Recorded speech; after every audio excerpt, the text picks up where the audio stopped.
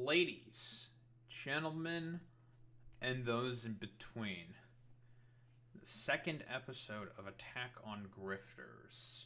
Of course, I already gave my sort of little preamble about this, my first episode on Tectone specifically, mostly talking about how I want this to be a sort of telling of events to culminate to a greater sort of argument.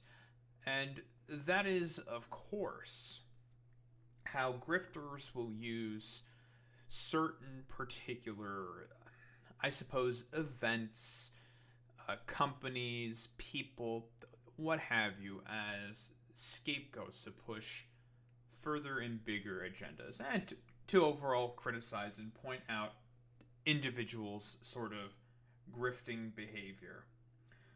This time, we're going to be tackling Sweet Baby Inc., Gamergate 2, Transgate, and also anti-woke gamers. And broadly speaking, the sort of reemergence of Gamergate.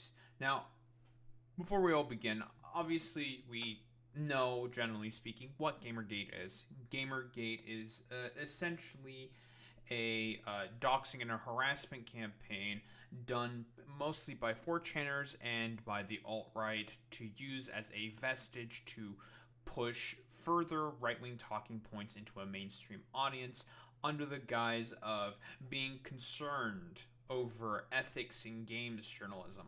Obviously, it's a bunch of hooey, poppycock nonsense from these supposed very, very principled intellectuals on fucking 4chan and amongst the skeptic YouTubers of ye olden days. Of course, your old Ben Shapiro's, Steven Crowder's, Jordan Peterson's, Armored Skeptics. Even back during those days, we shoe on head Chris Raygun, and also The Amazing Atheist, your old skeptic YouTubers, where unfortunately, with their work in particular, mostly got subverted. That being Chris Raygun and also Shoe on Head and Amazing Atheist. It mostly got subverted for the purposes of the right. But I digress. We are here to sort of talk about the second coming of Gamergate. Gamergate 2, Electric fucking Boogaloo. And we're mostly here to just sort of talk about a lot of the, like I said before, timeline of events that helped us get to the current position right now where there's just this maelstrom of just absolute fucking hysteria. Nothing but fucking hysterics. And people who generally want to just, be incredibly absurd when they make arguments talking about, well, stuff like LGBTQ rights, civil rights, and art criticism in general. So, why don't we talk about Sweet Baby Inc.? Sweet Baby Inc. is a consultation company. That's it. The games corporations, differing development teams, hire a company like Sweet Baby Inc. in order to just take a look at scripts for games, names of pieces of equipment, names of characters, how things are interpreted, a lot of script writing, taking a look at storyboard stuff, and just getting some advice on, hey, we want to have a lot of representation in our game for, if the corporation wants that or whatever. It's like, hey, we want to seek to reach the biggest possible fucking audience possible. So we're going to consult a company like Sweet Baby Inc. in order to get some advice on how we can be more diverse and inclusive in our game, in our script writing, and our whatnot, in order to appeal to more people. And that's the general sort of goal. Now, this is a very difficult concept for a lot of people to get for some reason, but these guys are a consultation company. You don't have to listen to what they recommend if you don't want to. Okay, we've pretty much ended the video there. It's over. Whoa, crazy. Gamergate 2 has been fucking defeated and the hysteria is over. Sorry, the hysteria cannot be defeated because unfortunately there's money to be made, but we'll get to that eventually. And power to also ascertain. And there's a reason why I brought up Gamergate at the beginning of all of this, because a lot of this is very similar to fucking Gamergate, where instead of it being about Zoe Quinn and Anita Sarkeesian giving accurate criticisms about how women were portrayed in fucking video games, I have gone over, I think it was about 3 of Anita's most popular fucking videos on feminist frequency. Her criticisms, her positions are pretty much correct. Like, there's very, very little to sort of criticize in terms of like an intersectional sort of lens.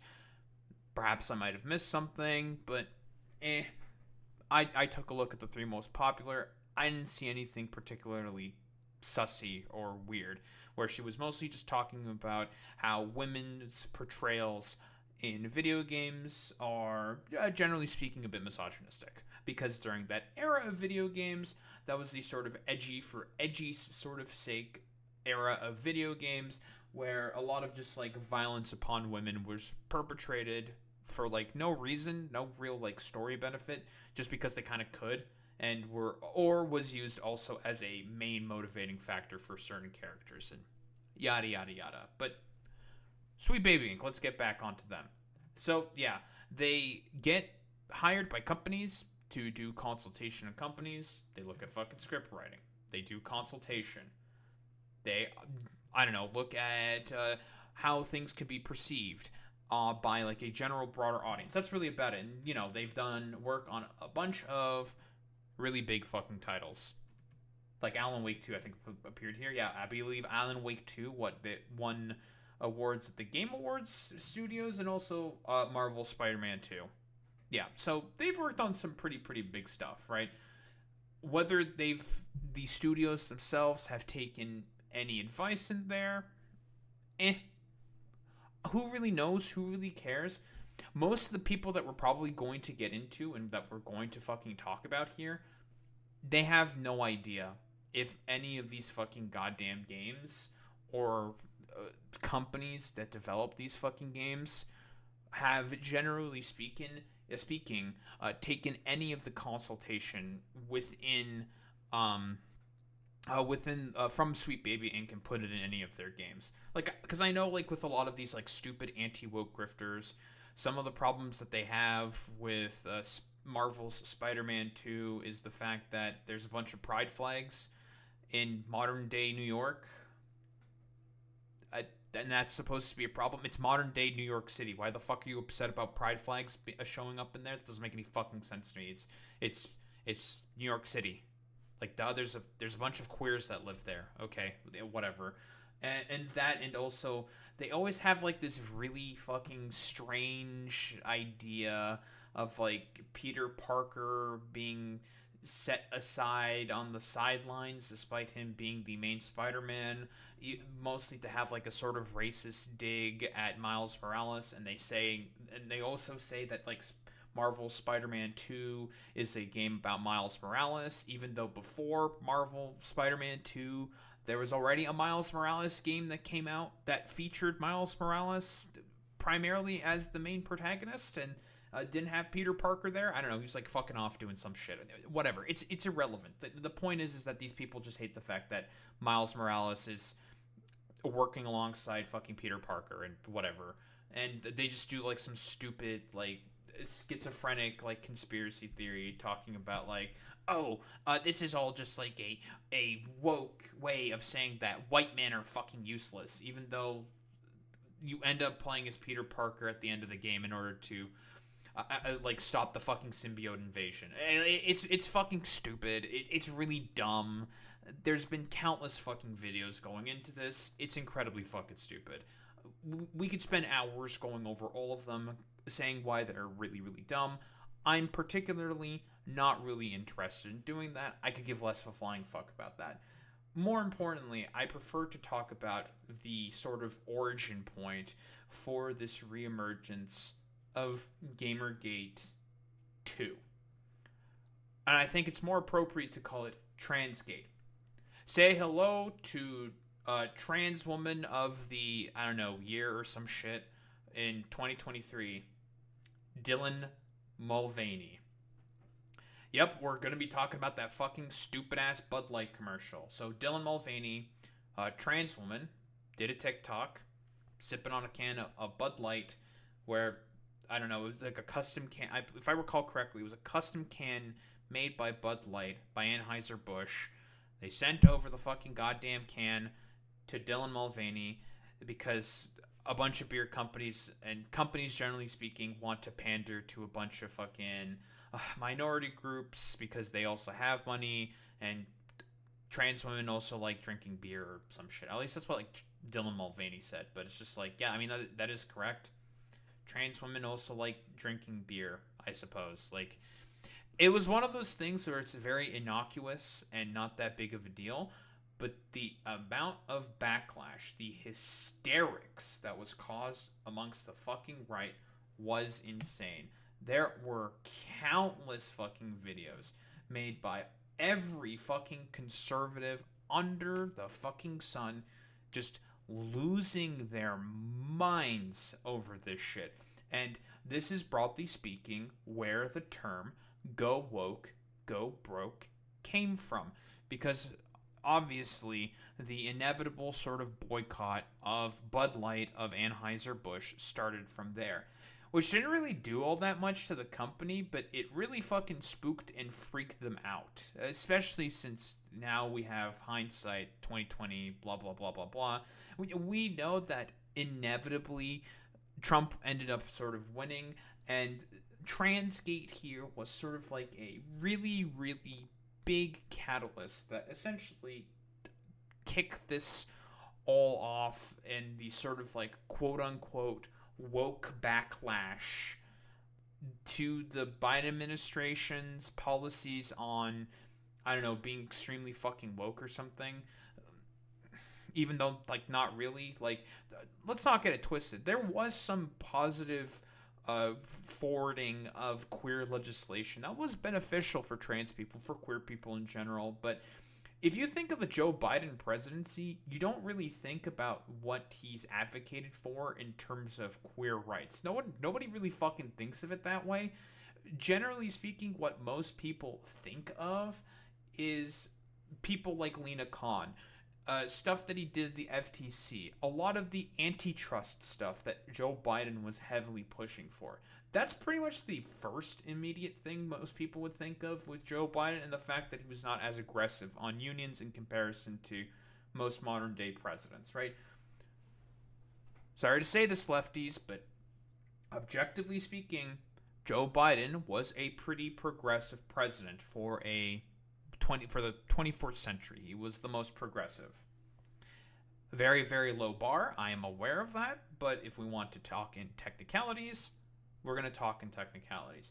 Of course, 2024 rolled around. The hysteria, the hysterics of Transgate helped to culminate the Democratic Party beginning, or at least parts of the Democratic Party, start to throw trans people under the bus, not really talk about their issues anymore. That, and also Israel-Palestine, that being a complete drag on the Biden administration. But that's a whole different fucking topic. We're mostly specifically focusing on this, Sweet Baby Inc., Transgate, Gamergate 2, Electric Boogaloo, yada, yada, yada. And it helped to culminate in Donald Trump being able to get in as president again. Even though, generally speaking, nobody really gave much of a shit at all about trans issues. And during 2022, during the midterms, that was the issue that Republicans explicitly ran on as the main hysterical issue du jour. And they got not trounced during the midterms, but they were slated to win a lot more seats than they should have. But they hardly won much of anything at all during the 2022 midterms.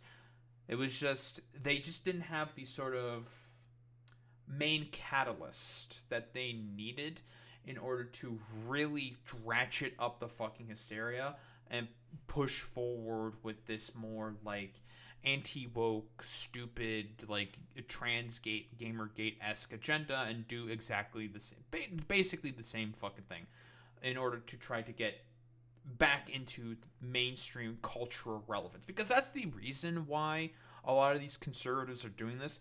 It's a way for them to try to get back in the graces of culture, like, for lack of a better term. Even though, like, a lot of this shit's not really all that popular with the American people, mostly because they just don't really give much of a flying fuck about this.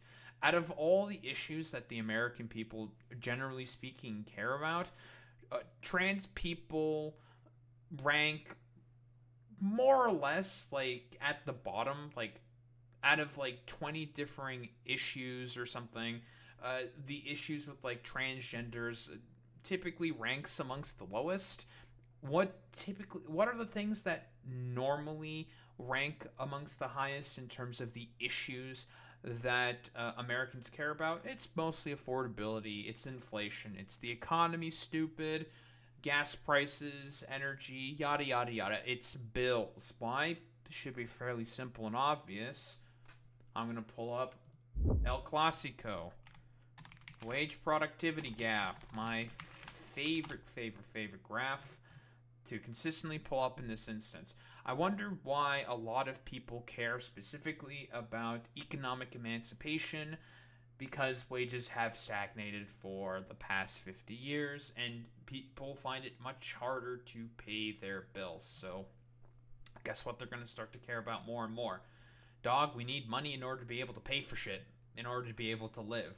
We need to have, like, some good paying jobs that are, well, you know, this is me doing my sort of, like, idealized version of this. Good paying union jobs that have the ability to bargain for their rights against the employer in order to be able to have people be able to survive and thrive in their places of work. You know, be able to buy a house, not have to worry about bills, be able to get their food, their basic necessities every day. Not this shit about fucking trans people, man. Like, pure fucking scapegoating and hysterics to distract from the fact that Republicans will do anything possible to destroy the working class. Take a look at the perfect example, nowadays at least, the One Big Beautiful Bill. $1 trillion tax cuts for the rich, taking out of not only SNAP, but also Medicaid and Medicare by tripping the pay-go stipulations within Medicare specifically, forcing cuts there as well. And for what purpose is this for? Oh, giving more tax cuts specifically to the rich. And none of these people are going to care about that, because a lot of the people who push this kind of idiotic fucking propaganda are a bunch of rich people that get paid by even richer people to distract from the fact that those even richer people are the ones currently with control over most of the fucking resources. So obviously we have a rather famous case here, Kid Rock shooting cases of Bud Light in response to transgender activist post. Dylan Mulvaney is not a fucking activist. She never was. They claim that she's like an activist. She's just a fucking TikToker. She's just a social media influencer. Like, that's it.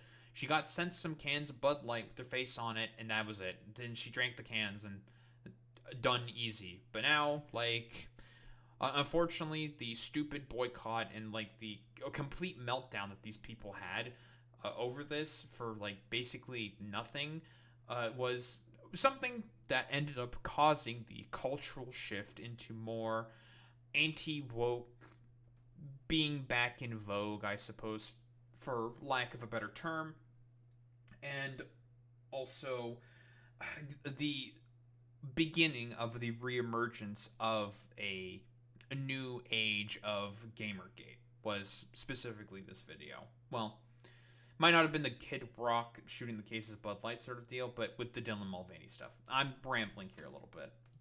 This month I celebrated my day 365 of womanhood, and Bud Light sent me possibly the best gift ever, a can with my face on it. Check out my Instagram story to see how you can enjoy March Madness with Bud Light and maybe win some money too. Cheers. We're now below. See ya. No more Anheuser-Busch products in this house. No. no, the horror. Yeah, this shit was fucking huge. Like, the backlash behind this. Because, again, this was just a hysterical fucking campaign that was done by every single pundit, grifter, and right-wing fucking dipshit on the fucking planet, all across fucking social media, was the fact that, what the hell, Anheuser-Busch and, a gosh dang Bud Light is being drinking by one of them transgenders. That can't be allowed. We gotta have, like, a boycott of this. I don't know if this is, like, arguably the only time when one of these conservative boycotts was ever successful. I'm not really sure if this was ever fucking successful. I guess, technically speaking, because it helped cause the cultural sort of backlash and helped Donald Trump get back into the fucking White House. So I guess in that particular respect, it was successful. Because, I mean, I think Anheuser-Busch was inevitably able to just kind of recover after the hysterics sort of died down. Because they've done this before. Keurig was a failure. Nike was a big failure as well. Because of, I would probably argue, was mostly the timing specifically for as to why. Because Trump was in office. They did those fucking boycotts. But no one was, like, really willing to buy into the sort of hysterics at that time because of Donald Trump being the main guy currently in office. So no one really gave much of a shit about it, like, to be honest. But since Biden was the one in office this time, well, mostly conservatives gave more of a shit about this. Even, like, I'm not sure if there's just, like, the liberals, because there are anti-trans fucking liberals that are, like, really stupid and annoying. But, like, I don't even know if they really gave much of a flying fuck about this either. Like, this is purely just, like, a thing that conservatives just had a, like, fucking complete meltdown over for basically fucking nothing. And, well, this was essentially the main catalyst that caused the culturally conservative shift that happened, was Transgate. Similar to fucking Gamergate. It's almost as if the only way that culturally speaking conservatives can ever have any relevance is if they are trying to harass the minority that they are currently trying to scapegoat. And during that time, it was specifically trans people. Bud Light and Anheuser-Busch have a... Says this fucking pedophile, by the way, has written songs about wanting to fuck 14-year-olds. terrific day.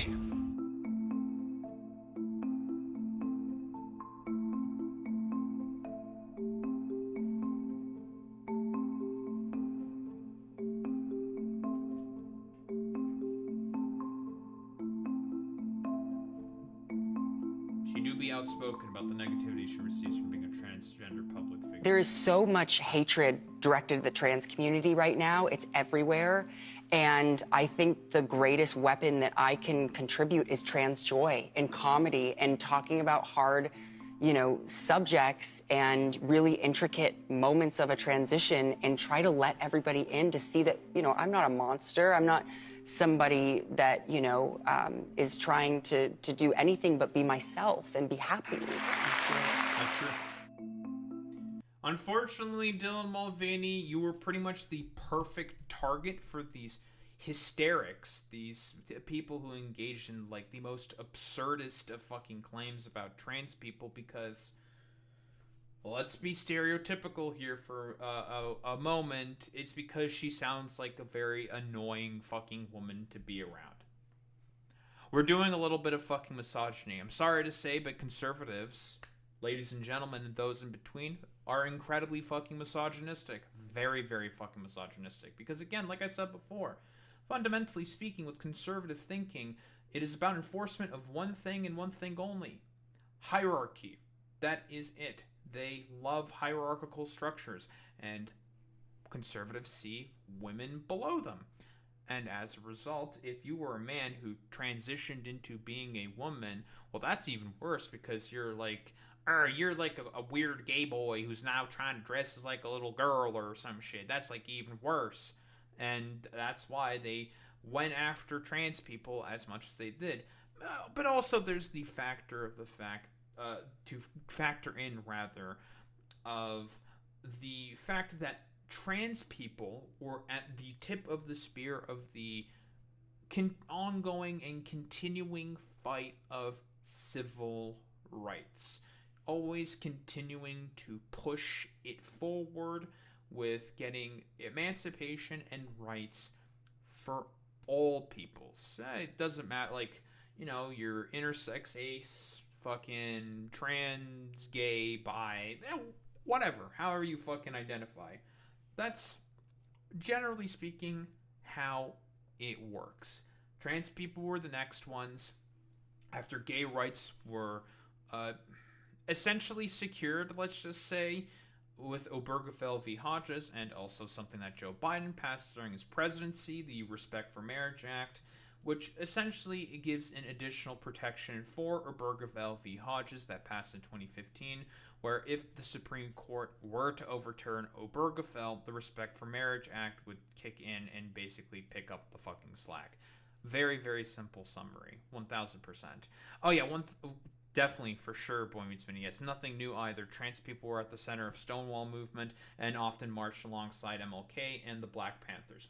1000%. Trans people, again, one of the most prominent Stonewall rioters, Marsha P. Johnson. And I always forget the name of the other girl, but Marsha P. Johnson, trans black woman, and was also a drag performer. She did drag, was also transgender, was also black as well. So yeah, she helped find the something for gay liberation. I'm really bad with fucking names, but she basically helped find a lot of the sort of progenitor of the queer rights movement, generally speaking, throughout America, right? Like, she was a pioneer, relatively speaking, Marsha P. Johnson, and of course others as well. I'm really bad with names. I always forget names, but I mostly just want to go over like some of the stuff that Joe Biden did that would potentially sort of justify this like woke backlash. So we know about the reversing of the transgender ban on military service. Of course, he instituted in new Title IX policy protections, proposing rules at HHS that would protect LGBTQ youth in foster care, expansion of mental health services, including the establishment of a 988 suicide and crisis lifeline, did a lot of legal challenges of anti-trans state laws, and also the main thing, this is one of the things that Trump recently repealed, the guidance rules for the changing of gender markers on official government IDs. Trump just fairly recently repealed some of that as well. So, it's nothing like really groundbreaking or fundamental, right, in terms of Joe Biden, but it's good advances. In terms of, again, this being like a backlash against the Joe Biden presidency, I don't really necessarily agree with that in terms of conservatives. For them, it doesn't matter. They're just going to hate anything that Joe Biden does inherently because he is a Democrat, so therefore he's a fucking communist. For the conservative mind, it really, really is that fucking simple. These are not very complicated creatures. They are very simplistic and, shall we say, animalistic in terms of their lines of thinking. They are not very, very complicated individuals, conservatives, that is.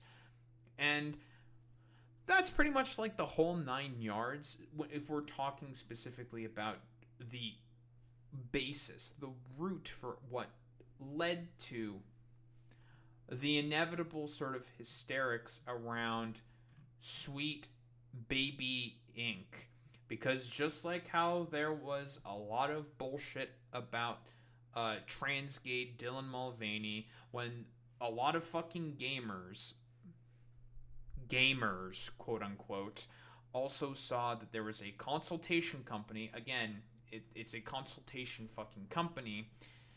You don't necessarily have to follow everything that they say, but whatever. Like, a lot of these motherfuckers are gonna pretend and just be like, oh yeah, dude, it's the fault of Sweet Baby Inc. why all these games fucking flopped. We're gonna get to fucking Suicide Squad The Justice League Never Dies. I think this is the only video that we're going to be covering from the Critical Drinker. The Critical Drinker, for those who may not know, is a media grifter. He will basically just insert all of his own politics into his media analysis consistently, and just basically use that as the main driving criticism for a lot of his critiques of media. Just very bottom tier, bottom of the barrel sort of analysis. Doesn't seem to actually really care about a lot of the stuff that is cocked about and covered in the media that he generally sorts of engage in, and he prefers to just grift and do all of his fucking anti-woke bullshit. And of course, the person who also helped kick this stuff against Sweet Baby Inc., the sort of anti-woke fucking grifters, was of course fucking Asmongold when he first initially started talking about Yellow Flash, a Yellow Flash guy or Yellow Flash. I don't know how the fuck this guy's name is. What it is. So obviously, as a byproduct, as a result of Transgate, what happened? A bunch of these anti-woke grifters start to come out of the woodwork, because after the Donald Trump presidency was in his first term, was entering its sort of twilight years, a lot of people were pushing a lot of woke agendas shit, blah blah blah. Woke was in because fuck Donald Trump, he fucking sucks. The people around him also fucking suck. This is generally when a lot of these Gamergate creators, a lot of these anti-woke dipshits saw a significant decline in relevance. No one was really talking about these guys until relatively recently, and it was because of Transgate. It became in to start making fun of the gays and shit like that. And there's complicated sociological reasoning for as to why this is the case, and it mostly stems from the fact that a lot of people felt like Joe Biden was just not really doing anything in order to improve material conditions on the ground. And that is true. People wanted fundamental fucking change with Donald Trump. They were lied to about that, and so they kicked him out, right? That, and also COVID was a big factor as well. I'm not sure, honestly, at this point, I don't even know if it wasn't for fucking COVID, if Biden even would have won. I have no fucking idea, but generally speaking, the people are clamoring for change. There's a guy who is at least pretending to offer change, and as a result has a lot of prominence as a result. And the people are fucking desperate. And as a result of not being able to have control over their material conditions, control a sort of reasoning for as to why their material conditions, why everything in terms of the economy is getting worse, in terms of inflation, why is everything getting worse, a lot of these fucking grifters see that as an opportunity to start pushing their own politics. Oh, it's because of these trans people. Oh, it's because of all these woke game developers. That's why your life is being generally made worse. Nonsensical, of course. No, it's generally speaking because of corporate consolidation of the economy, which Joe Biden did a little bit to address. Let's not fucking throw the baby out with the bathwater, right? He did some stuff to address it, but it wasn't enough because of just how vast and ridiculous the problem is, because of who? Oh, Ronald fucking Reagan, basically making it such that, oh, you know what? Actually, we should just give more power and consolidation and control to the corporations and the rich. Yeah, what could possibly go wrong besides collapses of the economy? Thank you, Reagan. Very, very cool. And has made it such that it was inevitable for fascists to rise up and take control for themselves. Donald Trump is just a more crass and crude version of Ronald Reagan, and is essentially what Ronald Reagan was on fucking steroids. These people are not really fucking different, fundamentally speaking. They are all kind of populists, but they're all still fucking conservatives, hate workers, clamp down on unions, and make the lives, generally speaking, worse for, your average fucking goddamn Americans and average fucking people every single day. but a lot of charlatans and grifters like Asmongold being probably the main dude who helped really kickstart, or not kickstart, but have this like sort of Gamergate to be driven into fucking overdrive, specifically speaking, and made the situation significantly bigger than I think it really was in terms of anti-woke gaming. Because here's the fucking thing, specifically with a lot of anti-woke gamers. Do a lot of anti-woke gamers actually play a lot of the games that they pretend to have criticisms of?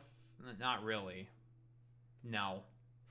Not like these people. I think really just hate playing fucking video games, because you can like go on Twitter, and we with the recent stuff with like say I guess not that recent, but with like Assassin's Creed Shadows, so many people were having like hysterical fucking breakdowns about decisions that you can make as a player in terms of like the relationships that you can pursue in that game. It's just like you people are aware that you can pursue those if you want.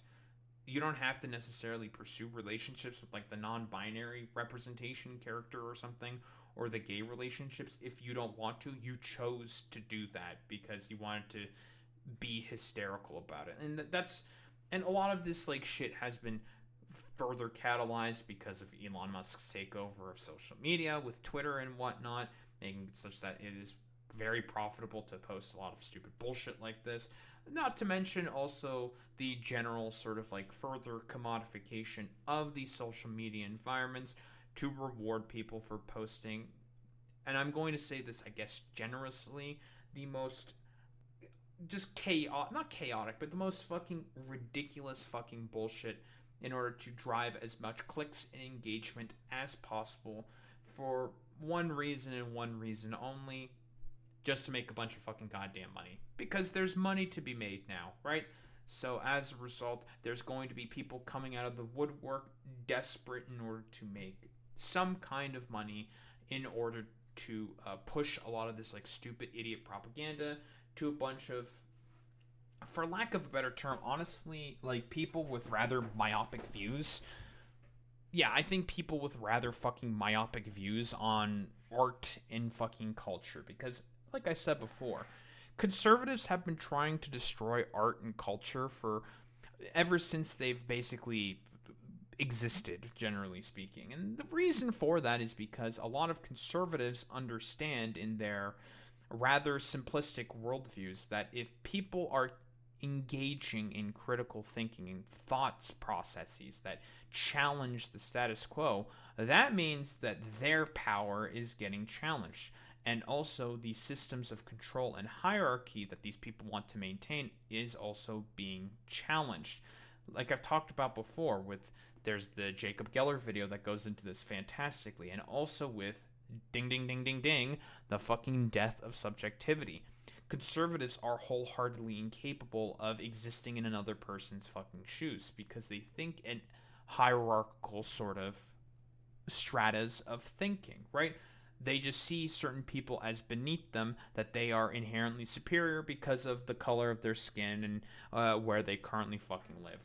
When no one has any fucking control over that, and there's not really much that most people can fucking do about the material conditions of the place that you generally live in. But you're always going to have these people acting rather superior about it, but if there's anything that comes to challenge that sort of status quo, they will vociferously and aggressively push back against it every single time.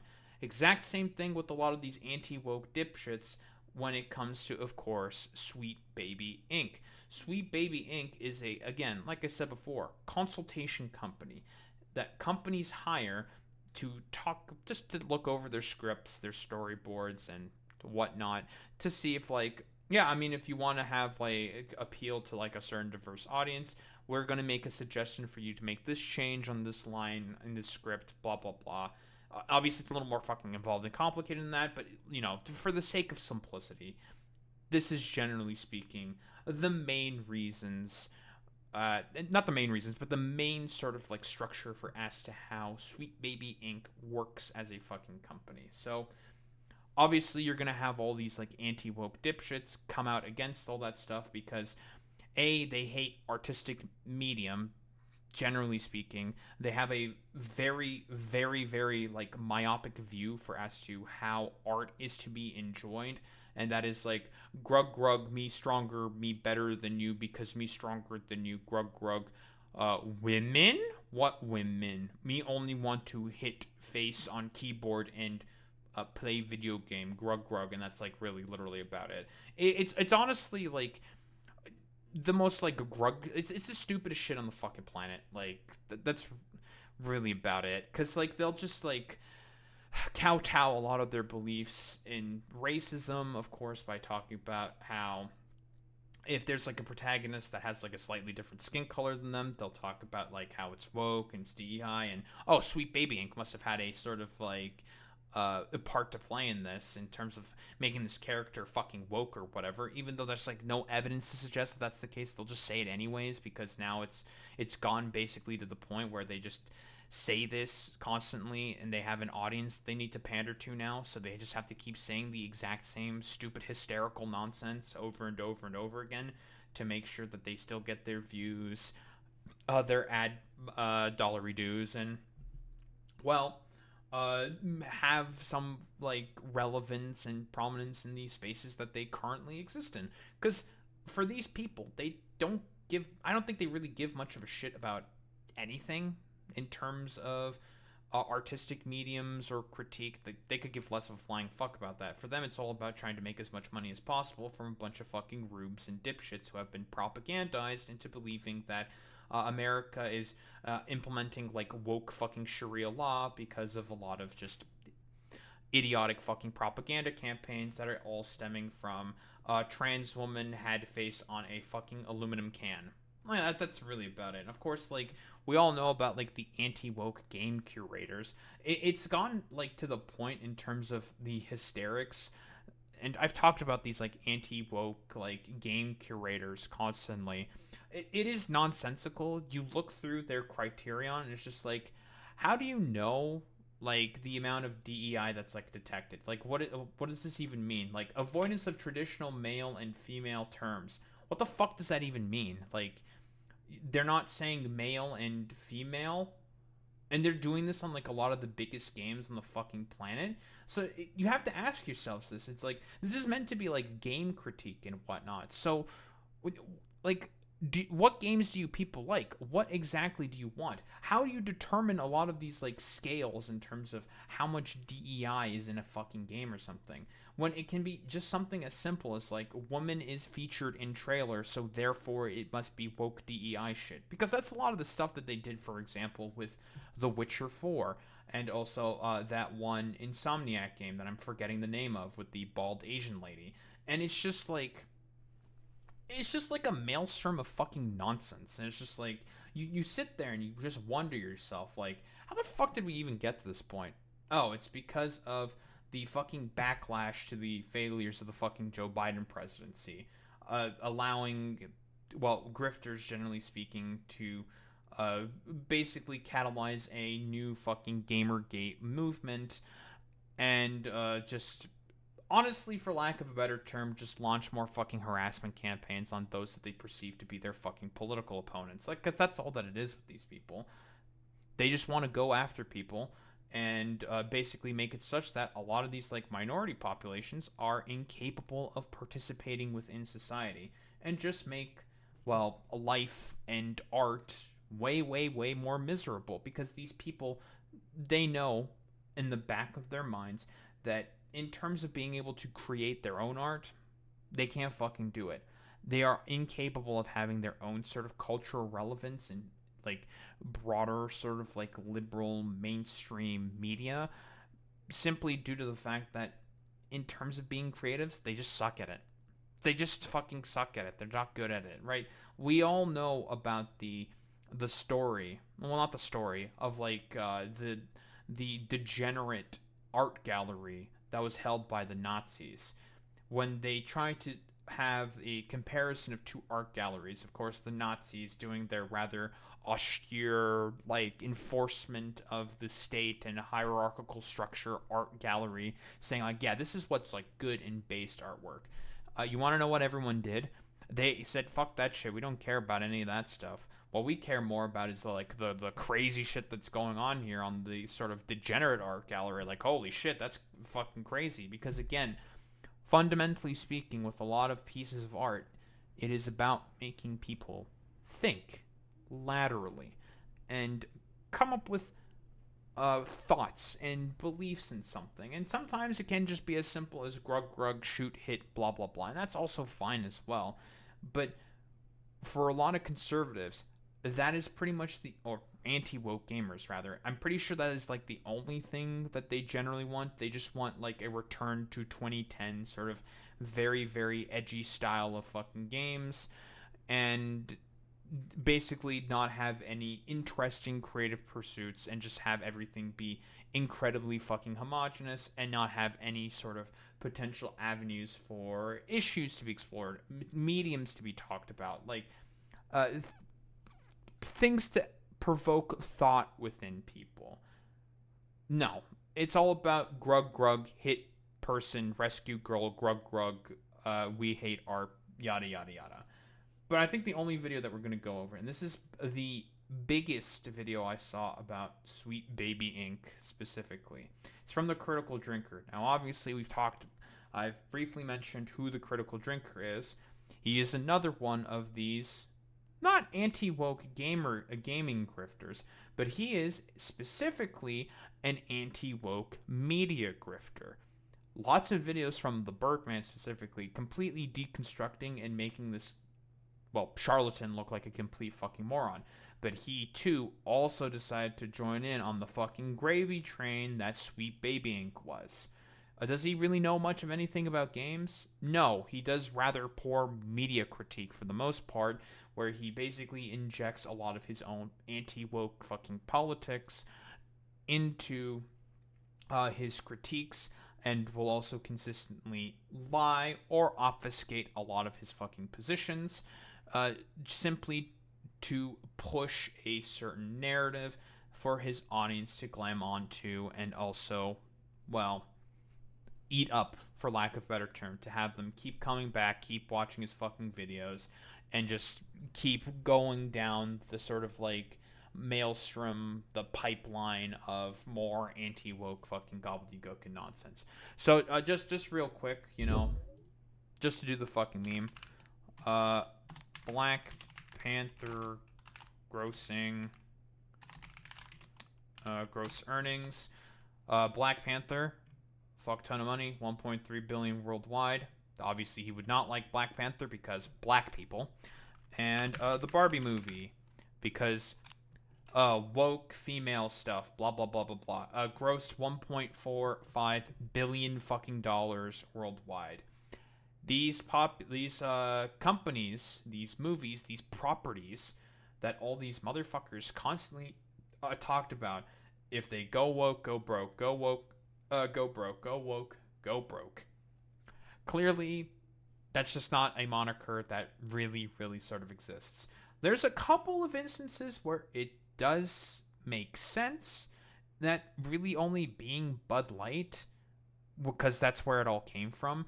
But for every other example where they talked about going woke and going broke, there have been constant other factors for the main reasonings for as to why a lot of those media properties went broke. And it wasn't because they went woke. It's nonsensical, the sort of idea of go woke, go broke, as like a thought terminating cliche that you can just apply to basically anything, and therefore it's a perfect explainer for as to why my sort of biases in media and what I want to see generally portrayed in media is still objectively correct, when a lot of that stuff just is nonsensical. Like, keep in mind, Critical Drinker is also the same dude. I'm taking this one from Birdman, who would criticize Gina Carano's presence within the fucking Mandalorian because, again, he thought the Mandalorian was woke because of Pedro Pascal being the Mandalorian himself. So Pedro Pascal is bad because he's woke. But Mandalorian hasn't gone broke. It's a pretty popular fucking show, whatever. And Gina Carano is just like a stupid muscle-bound woman, blah blah blah blah blah. And if you want her to just be like big and tall and just like kind of sit there and just be like muscly and stupid and tall, then she's like perfect for that. But in terms of like acting ability, nah, she can't fucking do that shit. It's like, okay, well, I mean, that's technically true, but here's the thing. The 180 immediately fucking happens as soon as Gina Carano got kicked out of fucking Disney, and her role within The Mandalorian was not reprised as soon as she started. I think the main thing was like she had some really weird social media posts about Jewish people. Like, it was basically like weird fucking anti-Semitic shit that she basically said. And all of a sudden, oh, she's now in all these like very conservative movies. And now, in Critical Drinker's mind, she's now a fantastic, great actor. And not just a tall slab of meat to just like sit there and just be like really tall and imposing. Oh, well, that's a little fucking hypocritical and interesting there, Critical Drinker. You just decided to go fucking full 180 off of basically nothing. Okay, very, very cool. So, poisoning the well here, of course, done. What does the Critical Drinker have to say specifically about Sweet Baby Inc.? Crises, studio interference, corporate bloat, mass layoffs, substandard writing, embarrassing visuals, the destruction of legacy characters and franchises, and an unhealthy focus on the message. Now, you might... So that's a dog whistle that this dumbass says all the time, talking about how social justice is a message that a bunch of woke corporations constantly fucking push. When was this fucking video released? About a year ago? March 5th, 2024. So, at this point in time, Transgate was fully in fucking swing, and a lot of corporations were not doing the fucking woke pandering and shit like this as much anymore, and we're like slowing down on a lot of that stuff, and people were starting to throw trans people under the bus again for really stupid, idiotic reasons, but that was like generally happening. And I guess the sort of fall of rainbow capitalism was starting at around this point in time due to the sort of anti-woke backlash that was catalyzed by a bunch of fucking grifters that these motherfuckers want to keep that cash cow going for as long as possible because they only care about one thing and one thing only, and that's making as much money as possible. Also, what do you mean the killing off of legacy characters? This is a Suicide Squad game where the point of it is killing the Justice League. That's the point. Like, their minds have all been... I think the story...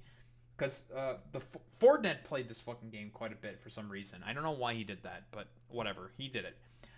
Like, you're supposed to go and, like, kill the Justice League because their minds have been taken over by Brainiac, and so the Suicide Squad is charged with killing them, broadly speaking. And that's, like, the sort of, like, basic gist of the game. And the game ended up not being good. Not because of the killing off of the Justice League. That's kind of the point of the game. Like, DC is a huge multiverse. If you just want to have a hypothetical, like, universe where the Suicide Squad's just killing off the Justice League, you can just have that. That's, like, okay. That's not, like, a problem. Like, that doesn't mean, like, the main sort of cast of whichever Batman, Superman, blah, blah, blah, blah, blah, is getting killed off randomly by the Suicide Squad. It's fucking stupid. Like, because of a multiverse being in existence, you can have these, like, hypothetical scenarios just, like, randomly play out. But Critical Drinker doesn't give a fuck about any of that stuff, because for him, it's all about pushing his fucking message about how gamers are having a backlash against Sweet Baby Inc. Man, it's just like, okay, man. No, the problems with Suicide Squad Kill the Justice League was the fact that it was advertised as, I think, like a standard sort of like third player like experience instead, and it ended up being a live service cash grab of a game, because I think this game was in development for about 8 years, and that was what people got turned off by specifically. Like, that's it. Yeah, like they're pushing a message. Yeah, so is this fucking moron. Like, again, like, Uno fucking reverse card, buddy. Like, you're also pushing a fucking message as well. You're not any fucking different from corporations who want to make as much fucking money as possible. It's stupid. You might think I'm talking about the self-inflicted problems facing modern-day Hollywood, but you'd be wrong, mister, because today I'm going to be talking about the video game industry He loves and the talking crisis about that's rapidly Hollywood. unfolding in it. But first, allow me to paint you a picture, dear viewer. Also, I've said this before, but every time I hear this motherfucker talk, I fucking hate how he talks. He does like, hey, and or some shit. He does like really weird emphasis on certain words for some fucking reason. It's like, why do you talk like that? Please, just talk like a fucking normal human being. God, it fucking annoys the fuck out of me. Yeah, it's fake, it's performative. Like, it's all fucking stupid. Imagine for a moment that you're a major games developer, and due to years of corporate mismanagement and substandard hiring practices that prioritize diversity and inclusion over actual talent and creative ability, your That is not the main reason for as to why the AAA game studio is having problems. The main reason for as to why the AAA game studio is having issues is not because of diversity quotas and substandard hiring practices. There's always going to be a pool of developers for these people to generally hire. It's corporate mismanagement. It's the executives that are mismanaging the situation. And because the only thing that these motherfuckers care about is making as much fucking money as possible, because these are all the market for gaming is very, very, very valuable. They just want to make all the money possible, and they will consistently fire a bunch of developers in order to have bigger returns on fucking shareholders. That is the main issue specifically with AAA game studio. Not to mention all the corporate consolidation that has also been happening with a lot of these fucking game studios. Again, the main problem is the profit motive. studio is now bloated with excessive numbers of talentless idiots who all say the right things on social media but contribute nothing of value to your business. Now, you could do something crazy like start laying people off and tightening up your operation so that it's more financially efficient. Maybe even bring in some talented people who know what they're doing. But no, the better solution here is clearly some of that sweet, sweet ESG money that can tide you over until you can shut out. So this is the shit that these motherfuckers consistently like bitch and moan and complain about all the time is ESG values. No, you stupid dumbass. Like, that's not the main reason for as to why there's a lot of, like, rushing in development of fucking video games. It's because of... You even fucking mentioned this yourself. It's because of corporate mismanagement. But, oh, well, it's a bunch of fucking white people at the top who are the main shareholders of the game. We can't fucking blame those guys. When, in reality, it's... And if you talk with fucking developers about this... It's because of a lot of corporate managers not knowing the main sort of scope and positions within a certain project at a given time, and a lot of implementation of rather bad labor practices such as crunch time, such as crunch development and stuff like that. Like, that's probably the main reason why. And yeah, Boy Meets Minnie, yeah, you played fucking Starfield. And he's probably going to mostly be showing Starfield here, yeah. Starfield is bad because Microsoft bought out Bethesda and cut staff during final development. Doesn't sound like anything to do with fucking woke DEI bullshit there, Critical Drinker. It's because of a corporate merger, and that also leading to, a bunch of staff being cut as a result of a fucking corporate merger. Again... It's because of the money, stupid. That's the main fucking problem. Out the next buggy, overpriced, unfinished, barely playable piece of crap that's going to force players to use endless microtransactions and expensive DLC just to keep up with. I love the gaming industry today. But wait, there's a problem. All those big financial investment companies will only lend you their money if you can prove that you're good little boys and girls whose games correctly push the message. So what to do? Well, it's not it. It's just not it, man. Like, there's just no evidence to suggest that it's because it's pushing a message. Same thing with, like, Sweet Baby Inc. Again, these are companies that do consultation. I don't even think, like, Sweet Baby Inc. has anything to do with ESG subsidies or whatever the fuck. I don't even know what this, like, ESG shit is even all about. Like, it's just fun. It's just, like, another, like, acronym that a lot of conservatives will just like throw out there because they know that nobody in reality knows what that shit is if they were to actually look into it. But it's like, it's a scary 3-letter acronym, and it sounds really spooky and terrifying. So therefore, it must be that thing's fault for as to why a lot of games are as terrible as they are. No, that's just not it. like you said, Boy Meets Mini in the example with Starfield. It's because Microsoft bought out Bethesda, cut staff during final development, and with Suicide Squad, it's because it was advertised as a certain type of game, but ended up being the complete opposite, and was also in developer hell. Like, that's what it is. Yeah, it brought him the brainstem type reaction. Exactly, Boy Meets Mini. In this case, you hire an outside consultancy firm to advise you on how to make your upcoming game more compliant. Let's call them, I don't know, Honeyed Infant Incorporated. Now, on paper at least, they sound like a pretty good prospect. A small but very specialised consultancy group that can come in and work closely with your dev teams to break down and analyse the story and design of new video games, and advise on how to make them more emotionally resonant, holistically inclusive, quintessentially effervescent, and other meaningless word salad buzz phrases that nobody understands. But man, they sure sound impressive. And even if That's very funny coming from this dude who was just complaining about fucking ESG scores not that long ago. Okay, bro. you don't really understand what they do or why they're so expensive, you can at least say that you've worked with them and proven your loyalty to the message. So now all that wonderful ESG money can start flowing into your bank accounts. What you don't realise at the time, though, is that Honeyed Infant is a company staffed almost exclusively by hardcore political activists who either couldn't make it as actual game developers or never particularly cared about video games in the first place. So this is where Critical Drinker is lying. Sweet Baby Inc. is a team of specifically former Ubisoft developers, accomplished Ubisoft developers that have worked on a bunch of different games in the past. That is a lie.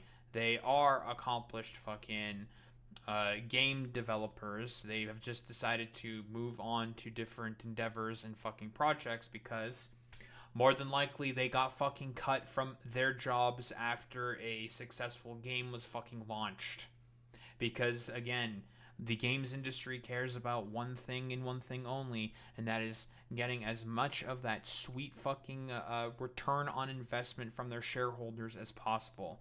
Again, I'm going to keep saying I think the same thing consistently, probably over and over and over and over and over and over and over again when it comes to shit like this specifically. The main issue with a lot of these fucking games companies and these corporations is the fact that, fundamentally speaking, they only care about one thing and one thing only: making as much money as fucking possible. It's not about pushing a message. No one gives a shit about any of that stuff. It's not about pushing like a particular sort of idea in the minds. No one gives a fuck about any of that stuff either. No, it's a bunch of fucking gobbledygook. Complete fucking gobbledygook. Corporations want to provide as much return for their shareholders as possible. That is it. And if they have to do consultation with Sweet Baby Inc. in order to have that be the case, they'll fucking do it. That is it. Investing in a consultancy firm that they don't have to follow the fucking consultancy of, if they deem it unnecessary to be followed, to make as much money on a title as possible, then they just don't follow a lot of the sayings or a lot of the advice that's given, and then they just move on with their lives in order to try to make money and continue with the developing of the game, assuming there is no fucking corporate mismanagement. Of nothing even resembling creative imagination, and instead saw an opportunity to grift their way into an industry that never needed them in the first place. Kind of like 100 years ago when That's very funny coming from people like you. people like Anita Sarkeesian were vaguely relevant for about 15 minutes and used their infamy to blackmail their way into major game studios. Nice dev team you've got there. Be a shame if someone was to spread rumours on social media that you don't care about representation and diversity. I guess you'd better hire someone like me to make sure that doesn't happen, eh? I mean, damn man, Neil Druckmann was so eager to impress her that he basically forced out the actual talented woman who'd been running the Uncharted series so that he could take over for himself. Like, ever wondered why a seasoned adventurer like Nathan Drake was suddenly getting his ass handed to him by this random muscle-bound arsehole who showed up out of nowhere and was inexplicably stronger and better than him at everything? There you go. Ever wondered Like, what the fuck are you talking about? If a woman is trained in combat and is fucking muscly, she can just... You can just overpower a fucking man. Like, that just can happen sometimes if someone's, like, muscle-bound and is jacked and works out. Because I don't think Nathan Drake, like, keeps up with, like, a particular routine. It's fucking stupid and nonsense. Yeah, like, Neil Druckmann is a fucking annoying-ass piece of shit, but... not for this. This is like the smallest reason for as to why he's annoying. It's fucking stupid. He injects Hasbro in a lot of games? Okay, I got you, Boy Meets Mini. why Last of Us Part 2 embraced the Disney approach to storytelling? Put a ticket in and make her name gay! Ellie's gay, by the way. Ever wondered why it retconned the hero of the first game into a dumb, gullible, spineless sap who walks into ambushes that he never would have fallen for before and stands there like a fucking goldfish while his adopted daughter screams and berates him for the crime of saving her life, completely ignoring the impossible position he'd been put in, and So I'm pretty sure that's not how the sort of dynamic between Ellie and Joel happens within Last of Us. Joel is like a protective father with Ellie specifically because he sees his own daughter that he lost in Ellie, and as a result becomes a overly protective fucking asshole as a result of that. And the story of the game goes into why that might not necessarily be a good thing, and for as to why Joel is a bit of an asshole. But unfortunately for Critical Drinker, he has to inject a lot of his own fucking goddamn politics into a lot of these fucking games because, again, he has his own message that he needs to push. The slim chance of success, even if he'd given her up, or why the intro feels the need to work in the subtle as a sledgehammer social pandering. What you got there? Bacon sandwiches. Smells good. Or the blatant sacrifice of morality and common sense in favour of my themes. Or this big old slab of beef that we're somehow supposed to identify with. There you go. Anyway, I digress. The thing is, Honeyed Infant now have carte blanche to come in and rewrite your new game in any way they see fit, because their word is basically law now, and because all they really care about is making themselves... Like where? Like where does it say? Anywhere with like Sweet Baby Inc. In any of their fucking... Have you seen any of their fucking contracts that stipulates that? Like, what the fuck are you talking about, dude?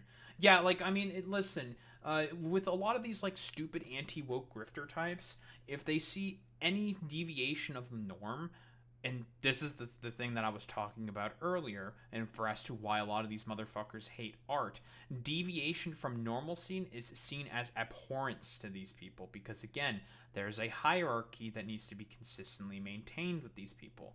That is what they care about more than anything. Not about, like, whatever messaging is sort of, like, being pushed by the games in terms of, like, oh, here is why this thing is bad, because of X, Y, and Z reasons. No, they see, like, muscle-bound sort of, like, character, and it becomes all about that all of a sudden. These people don't actually give much of a shit about a lot of the themings and stories that a lot of these games tell, because in reality, they're either A, too stupid to understand them, or B, have their own particular political messaging that they are trying to push in order to satisfy the... I don't know, the rabble that they call a fucking audience. Like, that's what it is. Because, again, I've said this before.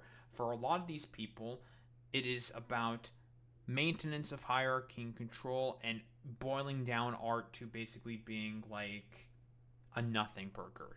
Meaningless. Not have any meaning whatsoever. And also to grift their fucking audiences. Because, again, they want to make money. Themselves feel better by lecturing the rest of the world about social and political issues that specifically matter to them, they begin to make changes. Lots of changes. Got a legacy straight white male hero that's been hugely popular and the mainstay of your franchise for years? Well, clearly he needs to go in favour of someone more diverse and worthy, who we're going to take every possible opportunity to remind the audience. So I already talked about this specifically with Marvel's Spider-Man 2. The first game was centered around Peter Parker, and then there was a game centered around Miles Morales. And in Marvel Spider-Man 2, they shared the duty. It's about both of the fucking goddamn characters in that particular case. It's not about them shelving a fucking legacy fucking character. Also, fucking Miles Morales is also a legacy character. A lot of these motherfuckers, and I think I kind of know what, like, a legacy character is from watching enough Birdman videos. Miles Morales is a fucking legacy character, you moron. Legacy characters are meant to inherit the legacy of the character. That's how it is, and Miles Morales has always been another fucking Spider-Man, and this has been a consistent pattern of behavior. A lot of these people will, like, use certain terms and jargon from the stuff that they pretend to be a part of, and when in reality, they don't understand, like, the fucking basic definitions of what these particular sort of characters or what the meanings of all this stuff is. It's so fucking stupid. Yeah, you know, H1B protagonist type shit. Yeah, exactly. Like, it's really, really dumb. Can't wait for until next year when these motherfuckers will get mad when Saros releases Indian protagonist. Oh, they're gonna be fucking super, super annoying about that. Boy meets Minnie.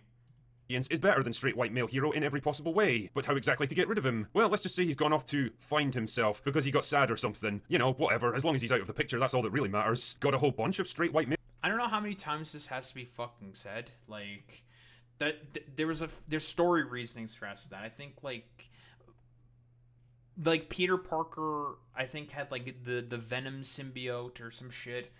in his body, and he was like dealing with a lot of like stress and problems with that and shit like that, and that's why he was just like.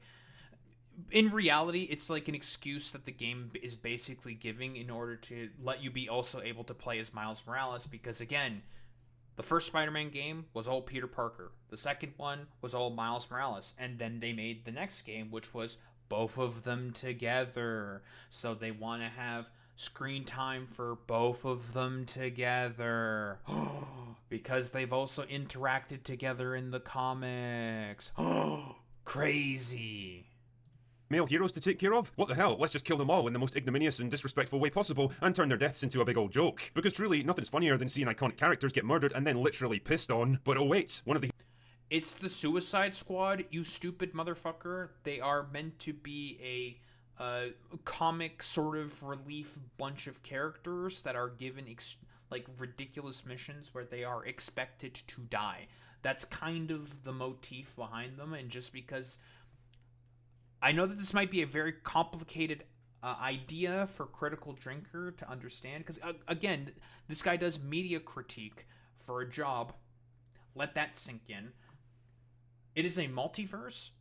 There can be hypothetical scenarios where there can be a universe where the Suicide Squad has to kill off all of the fucking Justice League because their minds have been taken over by Brainiac. Because that's exactly the story of the fucking game. Stupid. It's like the most simplest fucking shit on the planet, but for motherfuckers like the Critical Drinker, and honestly, I'll throw in all of these fucking anti-woke grifters, because there's a reason why I'm going over this one specifically. It's because it's really short, because honestly, all of the exact same talking points will be raised in the thousands upon thousands of fucking videos that these motherfuckers have made about Sweet Baby Inc. and all of the woke DEI bullshit that exists within fucking media and gaming. Like, as I've said before, these people only care about one thing and one thing only. Jacob Geller video withstanding. They want to boil down art into what they fucking believe affirms all of their fucking positions, and those positions being maintenance of fucking hierarchy and systems of control. They just want to be the ones on top, and you're just going to fucking sit down and fucking accept it. That is it with these people.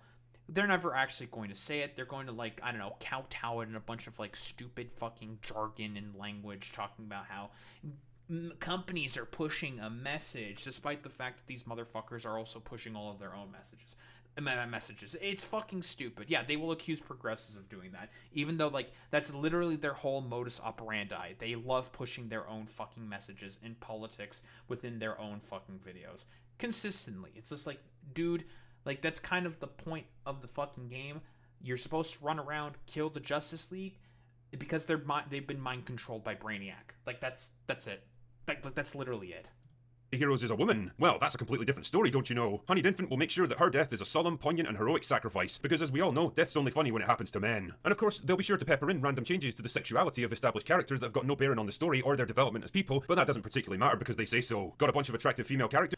Why the fuck does that matter? Again, this is a multiverse, you dumbass. If they just want to change it for that particular sort of game in that fucking universe, they can just do that. You can just do that, right? It's like, oh, in this universe, the fucking shark is gay. Fuck it, whatever. Who gives a shit? Like, it doesn't matter. Like, who cares? In your game that appeal to your mostly male fan base? Not on their watch. If the women in your game don't look like they've taken a couple of dozen bee stings to the face and gone into anaphylactic shock, then you clearly need to re-examine your internal biases. Why the fuck would you have, like, a picture of a comparison to, like, a normal-looking woman? What? Do you think that this woman suffers from domestic abuse every fucking 3 seconds and goes into anaphylactic shock? Like, what the fuck are you talking about? Whoa, it's the face of a normal human being. Again, it's to tell you exactly what... This is very telling when Critical Drinker says shit like this. It is about having a sort of idealized version of, like, a fucking Barbie doll in the minds of all these people. Like, if you look like you have a little bit more of a square face for whatever fucking reason, because genetics is fucking funny like that, and it decides to give you a fucking square face, that means you have to be like shunned out of the rest of society and like, I don't know, purged out of the gene pool. It's incredibly fucking nonsensical because again, these people have an incredibly narrow framework of what is an idealized sort of fucking society. And funnily enough, when all of these like Ubermensch, wannabe fucking Ubermensch consistently talk about all this fucking shit, they just like have they look like the most like stupid fat slobs and losers on the fucking planet. And it's one of those situations where it's like, you know, like the meme within Wolfenstein where the dude says like, my Führer, I'm from Arizona, and he gets like immediately shot in the face by Hitler. Like, all of you motherfuckers would get shot in the face by Hitler. None of you people are the fucking Ubermensch. You are all the Untermensch. No one fucking likes any of you people. And they all think that you are ugly, fucking disgusting freaks and losers who are pushing a bunch of dumb fucking propaganda for what exactly? I don't know. Maybe because, like, Stacy decided to say yes to Chad or Tyrone instead of your goofy-looking head ass in fucking high school. Stupid. Remember they outraged around Star Wars Outlaws? She looked fine. Of course, her face wasn't perfectly clean because, I don't know, she's an outlaw. It's the same shit with fucking, what's her name from The Witcher? Ciri from The Witcher. She is a Witcher. She's going to have a scarred up looking face because she fights really strong fucking monsters. That's kind of like the shtick with the game. It's stupid. It's just dumb. And because of these people having an incredibly narrow worldview for what they perceive to be idealized sort of like feminine sort of characters. And like I said before, they're all supposed to be straight, basically petite, blonde, fucking blue-eyed white women with a perfectly symmetrical face, honking fucking tits, slim waist, and a nice fucking ass. That's all that it is with these people. They just have like a stupid, like a 14-year-old's interpretation for as to what a woman's body looks like. That's all that it is. Biases. What the fuck is that? Because as we all know, the reason that people like Sydney Sweeney are so popular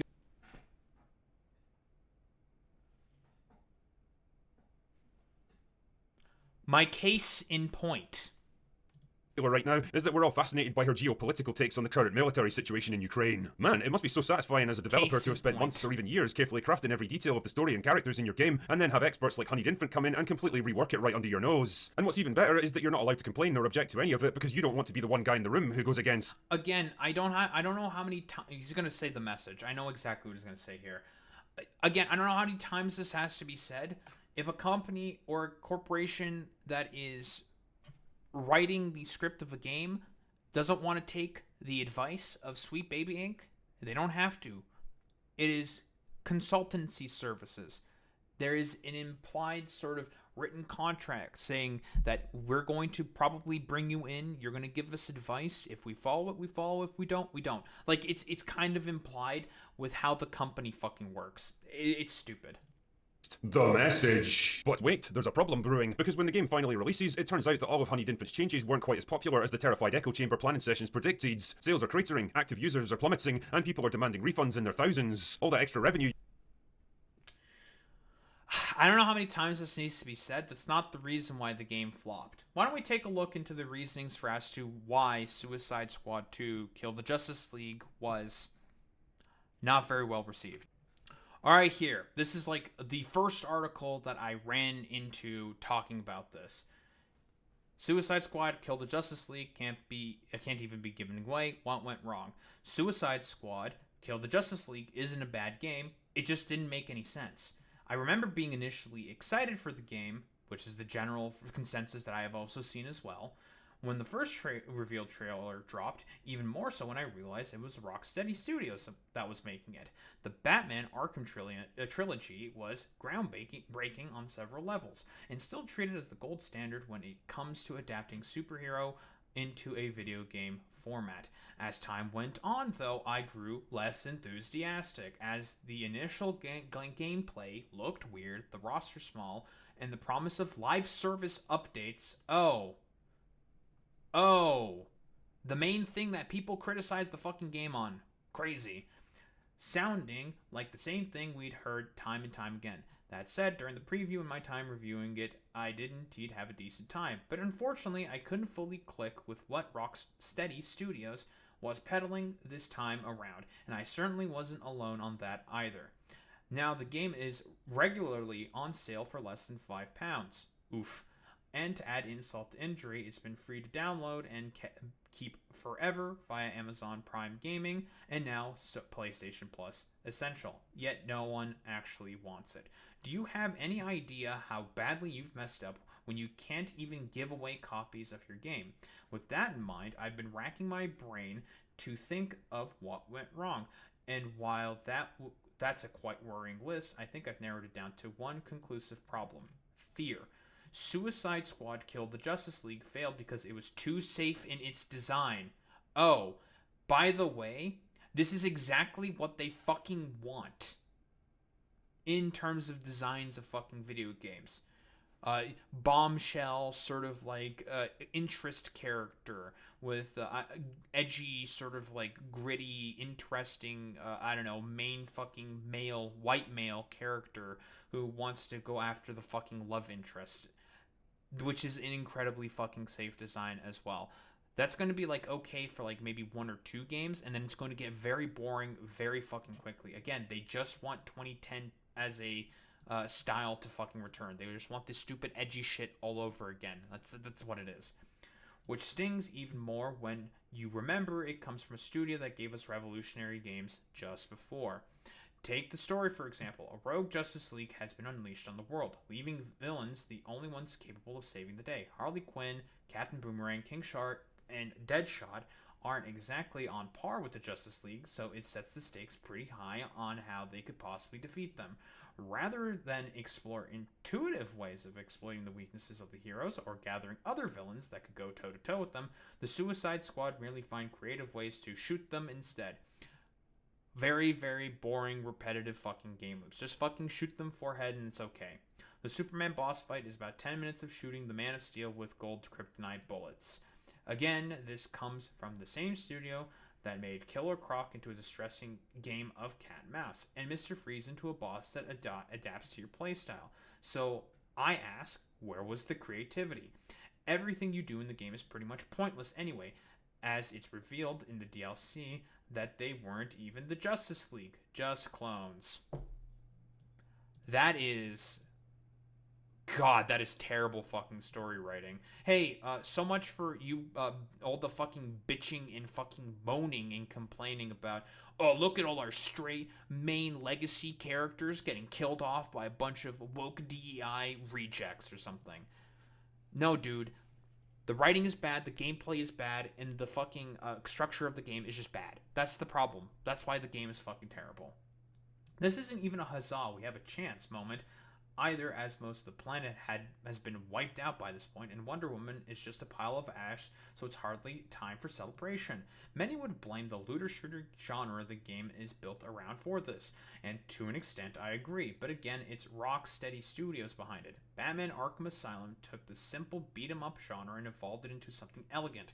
The free-flow combat was unprecedented, and the Predator encounters felt so dynamic and fun to experiment with. Now, I'm not saying Looter Shooter couldn't achieve the same levels of creativity, but there could have been an attempt at least. Suicide Squad Kill the Justice League could have probably worked with a new IP, but with familiar territory like the Arkhamverse, it just felt jarring, and overall a waste of time. Again, like... that is the main fucking problems. The fundamental fucking design and ideas that were put within the fucking game. That is the issue. Not fucking corporate woke DEI fucking politics that you are trying to insert into all of this. It's nonsensical. You were banking on has failed to materialize. It's almost as if people never wanted this stuff in the first place. Am I so out of touch? No, it's the children who are wrong. And not only are gamers Yeah. I don't know why you're playing the Principal fucking Skinner meme. That's you to a T, buddy. up in arms about it, but they've also begun tracking other games that Honeyed Infant have worked on, and they've begun to notice a pattern. Almost everything they touch ends up being a worse product because of their input. But what to do? Do they allow it to blow over and get back to work? Do they reassess their philosophy on... Is that even true? They had fucking Elden Ring on here, dude. I didn't know that Elden Ring was an unsuccessful fucking game. It was one fucking game of the year. What the fuck are you talking about? Elden Ring was unsuccessful? Elden Ring is unsuccessful. Okay, bro. Nice meme. On what customers want from their entertainment and try to produce better work in future? No, of course not. What they do instead is start an active campaign to silence and censor anyone who speaks out about them, which in turn fans the flames of Yeah, because they say a bunch of fucking nonsense and have very arbitrary fucking criteria to make sure that they don't fucking upset the audience that engages with this fucking stupid medium. That is why when people do assessments of these fucking goddamn sort of lists, it's just like, dude, what the fuck is half of this shit? Like, what is meant by, I don't know, these different levels? What is, like, the sort of arbitrary scale that we're engaging with? Like, what are you talking about here? And here's the thing. They won't engage with, like, a dumbass fucking video games that are perceived to be completely safe. Or, like, medias that they are perceived to have, like, prominence, despite the fact that they push their own sort of, like, corporate woke message as well. That is why when everyone is talking about these curator lists, it's more so a way of having a docs list, I think, for like lack of a better term, of like, oh, you gotta make sure that you go after all these fucking goddamn games consistently, because they do all of their ESG corporate woke fucking bullshit. That's what it is. And that's a great point, Boy Meets Mini.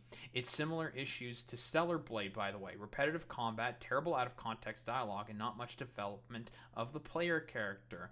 And by the way, that game was supposed to get its main inspiration from Nier Automata, which has some of the greatest fucking character arcs and story written in a fucking video game of the past, like, 10 years. And it is a cult classic. But a lot of these motherfuckers, if they were objective sort of tellers and game critics, would have these same issues with fucking Stellar Blade. But they never talk about Stellar Blade because hot, sexy Korean woman is really hot and sexy and has a nice ass and fat tits. Because that's all it is with them. They have a very particular sort of subset of people that they want to always fucking cater to. Again, for all these motherfuckers who constantly talk about the message, bro, you also have your own message that you want to fucking consistently push. And it is a message that is meant to appeal to a bunch of fucking white dudes. Shocker. controversy and attracts even more attention to the problem that they created. Because truly, if there's one strategy that always works in business, it's going to war with your own customer base. Just ask Disney. But now the truth is out, and what started out as a minor problem has... Hold on. I wonder what happened in 2022 in particular. I wonder what happened in 2022 particular. That's not very fucking honest of you to be doing this here, Critical Drinker. Oh, fucking COVID and people not being able to go into fucking movie theaters, you stupid moron. And them having to create an on-the-fly fucking streaming service in order to continue their business. I have, without a shadow of a doubt in my mind, more than likely, this shit has fucking stabilized. I would like to see where we're currently at. Is there a very particular reason why you're not including 2023 or 2024 in any of these fucking statistics here, Critical Drinker? I wonder why. Just ask Disney. But now the truth is out, and what started out as a minor problem has turned into a national scandal that everyone on the internet is talking about, and suddenly there's talks of boycotts and protests. National scandal that everyone on the internet is talking about. Okay, bro. And mass layoffs, and gamers everywhere are actively rebelling against the message and anything that companies like Honeyed Infant have touched. And now you're probably wishing that you'd run a tighter ship, spent your money more wisely, and hired actual talented people to work on your games instead of activists masquerading as industry consultants. But hey, it's not— I don't know how many times this has to be said to them. There are stipulations within contracts with Sweet Baby Inc. where you don't have to follow their advice. Again, have you seen any of their contracts? Do you even know? Because the studio has the ultimate final say if they do not want to follow with the suggestions. Because again, they make suggestions. Funny thing about a suggestion, you don't have to follow it if you don't think it is necessary to follow. It's nonsensical. It's not like any of this stuff could actually happen for real. Could it? Anyway, that's all I've got for today. Go away now. Yeah, sure. People like you should go away. I don't really know what else there is to say. Like, we all know the root bases and the root causes for this sort of anti-woke reincarnation, Gamergate 2, and all these like stupid anti-woke grifters coming out of the woodwork and pushing all their bullshit. It's because of this. Literally, Dylan Mulvaney and fucking Transgate and Sweet Baby Inc. is the main Dylan Mulvaney target for anti-woke fucking grifters. Again, we can look through the huge catalog of fucking videos. There are thousands of fucking videos of all these motherfuckers consistently talking about Sweet Baby Inc. And it is all the same fucking trek and nonsense. For the anti-woke fucking goddamn grifters, gamer grifters, Sweet Baby Inc. is their fucking Dylan Mulvaney. That is it. And there was a very particular reason for us to, of course, why I brought up fucking Dylan Mulvaney from the beginning. Because this shit is fucking one for one. This is their fucking Transgate. This is their fucking reincarnated attempt of Gamergate 2, which is still going on. I don't want to say strong, because a lot of normal people have been consistently talking about how people are sick and tired of all these like anti-woke fucking goddamn grifters in terms of social media. No one really gave much of a shit about them after a while, and then they decided to come back with revengeance, for lack of a better term, because they have been given the permission structure to do that because of Transgate. It's a complete fucking grift. It is nonsensical. All of these fucking anti-woke grifters only care about pushing one thing and one thing only, and that is their own fucking message about how there can only be straight white male protagonists. You can't have critical thinking be engaged with your own fucking goddamn video games. That's too much. That's going to be pushing particular messages that my audience might actually think is interesting, and then they might start leaving my fucking goofy looking head ass, and I start to lose prominence and subs and donations to my fucking goddamn Patreon channel. And more and more so a sort of, not streamlining, but a dumbification of artwork to basically suit one thing and one thing only for these people. A reinforcement of systems of hierarchy and control. Because that is what in reality all these dumbasses fucking care about. That one thing exactly. And if it means destruction of fucking artwork and, I don't know, a purging of a bunch of the undesirables in order to have their straight white male fucking fantasies be constantly reinforced over and over and over and over and over and over and over and over and over and over and over and over and over and over and over and over again, then they will fucking do it. I don't think there's really much else to say about these stupid anti-woke, these gaming fucking grifters, these Gamergate 2 fucking weirdos, besides Sweet Baby Inc. is their Dylan Mulvaney. And that is all they fucking care about. This is their sort of moment to grift, make as much fucking money as possible with the small amount of cultural prominence that they have basically crawled back for themselves that emerged from this shit specifically. Don't think there's really much else to say besides these people hate video games, they hate you, and have never cared about any of the fucking mediums that they pretend to care about.